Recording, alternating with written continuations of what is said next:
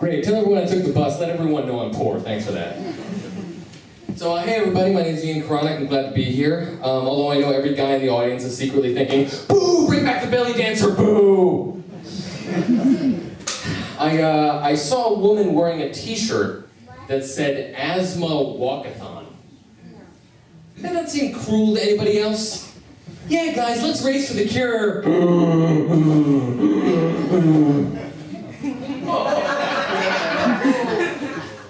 What do they do for an encore? I'm gonna sit in your inhaler and fight. So the Hobbit movie's coming out next month. I'm very excited about that. Any other nerds in the audience? Anyone? Okay, one guy. Thanks. The only other nerd up here. Thanks. But I remember a commercial for the Lord of the Rings video game that said, "The Lord of the Rings, The Return of the King, the video game based on the literary works of J.R.R. Tolkien." Not true.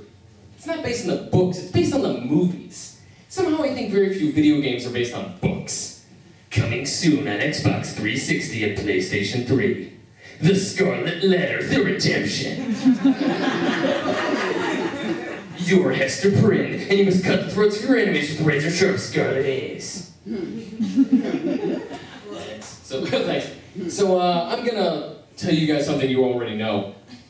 All white people live in constant fear that someone somewhere at some point is going to think they're a racist. See, I'm able to get around this though, because I always carry around a picture of myself cradling a black baby while punching a Klansman in the face. So you know what's funny about the Ku Klux Klan? Lots of things. But mostly the head of their whole organization is called the Grand Wizard.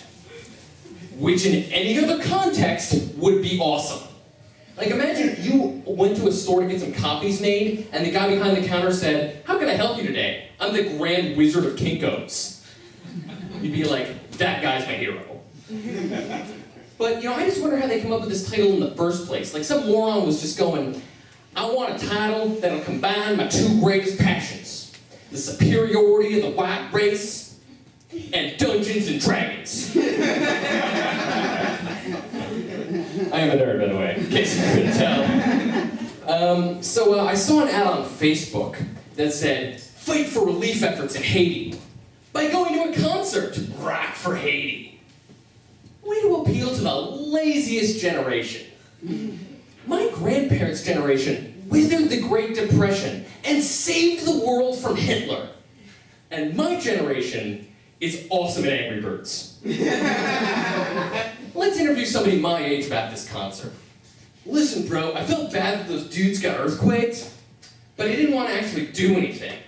Then somebody told me that I could save lives by getting drunk and listening to the Dave Matthews Band. I don't want to call myself a hero, but I'm like 12 Gandhis." Whoever that is.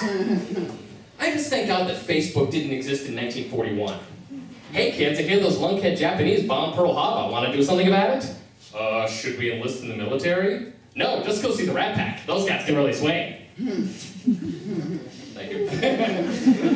Okay, let's see. As Michael mentioned, I live in New York, and I used to be one of those guys who stood out in the middle of Times Square going, "Hey, you want to see a comedy show? You want to see a comedy show? You want to follow a stranger into a dark basement in the middle of New York?" Well, always a very unwise move whenever people took me up on that. Anyway, I'm doing that one day, and this German tourist says to me, "I bet none of the jokes on German, yeah." That's when it occurred to me, I don't think there are any jokes in German. Not exactly a language that inspires the giggles. A horse walks into a bar. The bartender says, "Why the long face?" I'm both laughing and terrified. So I used to date this girl who it's true. I used to date this girl who, despite being from the north, was the redneckiest person you will ever meet. That's a real word. She really loved country music. She was really into NASCAR. She's my cousin. Well, my sister was forcing me to watch American Idol, and one of the contestants said the following. I chose this next song because it was written during the Civil Rights Movement, which was a very pivotal time in America. Just like being on American Idol is a pivotal time in my life. Yeah, she just compared the ending of the evils of segregation to her being on a reality show. Makes sense to me because just recently I was reading about the abolition of slavery, and it really reminded me of that time in the 5th grade we got a half day. I got mostly like, oh, you're a bad person. Thank you guys, had a lot of fun. Enjoy the rest of the show.